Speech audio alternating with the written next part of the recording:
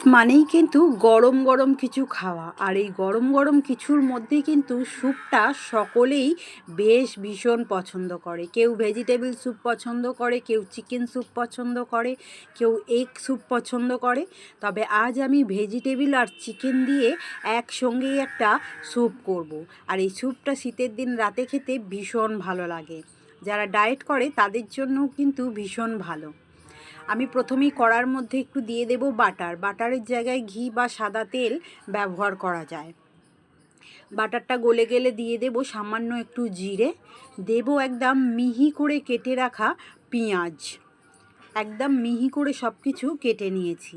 দেব মিহি করে কেটে রাখা বাঁধাকপি, দেব আমি গ্রেট করে রাখা গাজর, দিচ্ছি আমি একটু গ্রেট করে রাখা আদা, দিচ্ছি আমি বিনস কড়াই কুচোনো। বিনস কড়াইগুলোকে ছোট ছোট পাতলা পাতলা করে কুচিয়ে নিয়েছি। এই সমস্ত কিছু সবজিকে আমি বাটারের সঙ্গে একটু হালকা নাড়াচাড়া করে নেব, যাতে সবজির কোনো কাঁচা গন্ধ না থাকে। সেইভাবে একটু হালকা নাড়াচাড়া করার পর আমি দিয়ে দেব এইখানে একটু চিকেনটা না থাকলেও চলবে। চিকেন আমি এখানে নিয়েছি হাড়যুক্ত চিকেন। তবে হাড়যুক্ত চিকেন হলে স্যুপের টেস্ট কিন্তু বেশ ভালো হয়। ওপর থেকে দিয়ে দেব নুন, দিয়ে আমি চিকেনের সঙ্গে সবজিটাকে হাই ফ্লেমেতে একটু বেশ ভালো করে নাড়াচাড়া করে নেব, যাতে সবজির জলটা খুব ভালোভাবে শুকিয়ে যায়। বেশ ভালো করে নাড়াচাড়া এখানে হাই ফ্লেমে করে নিলাম। এরপর আমি দেব পরিমাণ মতো জল। যতটা আমার সেদ্ধ করতে লাগবে সবজিগুলো বা চিকেনটা, ঠিক সেই পরিমাণ মতো আমি দিয়ে দেব জল। জলটা দিয়ে দেব পরিমাণ মতো জল দিয়ে আমি ভালো করে ঘেঁটে দিলাম। দিয়ে এবার ঢাকনা দিয়ে সব কিছুকে খুব ভালো করে বয়েলড করে নেব।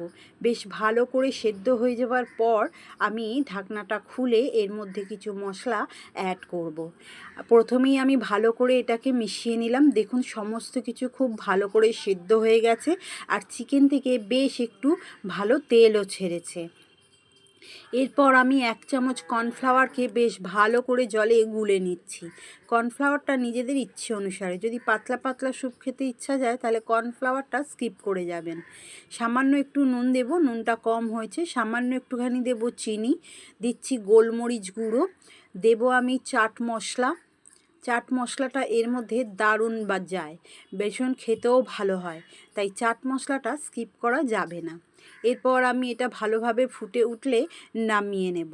যদি আপনারা ইউটিউব থেকে দেখেন তাহলে সাবস্ক্রাইব করে নেবেন, যাতে সর্বপ্রথম আমি আপনার কাছে পৌঁছাতে পারি।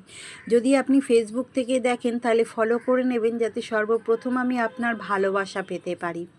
স্যুপটা একটা বাটির মধ্যে সার্ভ করে নিয়েছি। ওপর থেকে দিয়ে দিচ্ছি একটু চাট মশলা, আর দিচ্ছি গন্ধরাজ লেবুর রস। যদি পাতি লেবু থাকে তাহলে সেটাও চলবে, সেটাও কিন্তু খেতে ভীষণ ভালো লাগে। ওপর থেকে দিয়ে দিলাম সামান্য একটু বাটার পছন্দ না হলে ঘিও দিতে পারেন। আবার দেখা হবে নতুন একটা রেসিপির সঙ্গে। টাটা।